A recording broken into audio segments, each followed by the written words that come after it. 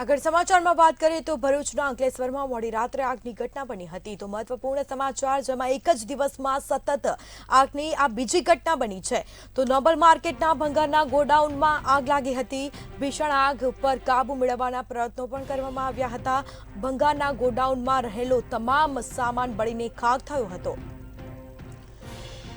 તો ભરૂચના અંકલેશ્વરમાં મોડી રાત્રે આગની ઘટના આપ દ્રશ્યોમાં જોઈ શકો છો એક જ દિવસમાં સતત આગની આ બીજી ઘટના સામે આવી છે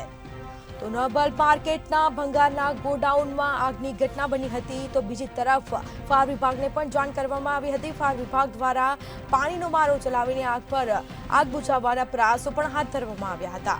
તો અંકલેશ્વરમાં મોડી રાત્રે આગની ઘટના બની હતી એક જ દિવસમાં સતત આ બીજી આગની ઘટના સામે આવી છે ભંગારના ગોડાઉનમાં રહેલો તમામ સામાન બળીને ખાખ થયો છે તો ગોડાઉનમાં આગ લાગી હતી તેના સીધા દ્રશ્યો સામે આવ્યા છે આગે વિકરાળ સ્વરૂપ ધારણ કર્યું હતું તો બીજી તરફ આ બીજી ઘટના છે સતત એક જ દિવસમાં આગની બીજી ઘટના બની છે તો નોબલ માર્કેટના ભંગારના ગોડાઉનમાં આગ લાગતા અફરાતફરી મચી હતી ભીષણ આગ ઉપર કાબુ મેળવવાના પ્રયત્નો પણ કરવામાં આવ્યા હતા ભંગારના ગોડાઉનમાં રહેલો સામાન બળીને ખાખ થયો હતો સામાન સંપૂર્ણ બળીને ખાખ થયો હતો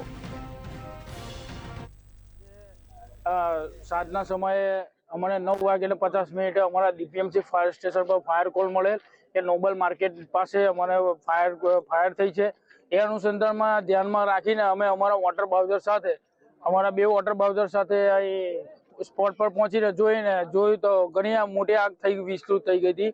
એ લઈને ધ્યાનમાં રાખીને અમે પાનોલી પ્લસ અંકલેશ્વર નગરપાલિકાને કોલ કરીને જણાવેલ કે તમે ફાયર સ્પોટ પર આવી જાઓ અને ફાયર પર અત્યારે હાલમાં તો કોઈ જાતનું કોઈ કાબુમાં આવી નથી 2 કલાકથી 3 કલાકની જહેમત બાદ કાબુમાં આવશે તો કોઈ કહી નહીં શકતું કોઈ જાતની કોઈ જાનહાનિ થઈ નથી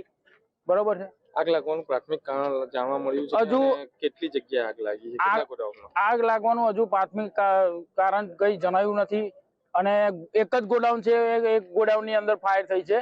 એક ગોડાઉન ઘણું મોટું છે ઘણા મોટા ગોડાઉનના કારણે ફાયર પકડી છે તો અમે લોકો અમારી ટીમ દ્વારા અમે એ છે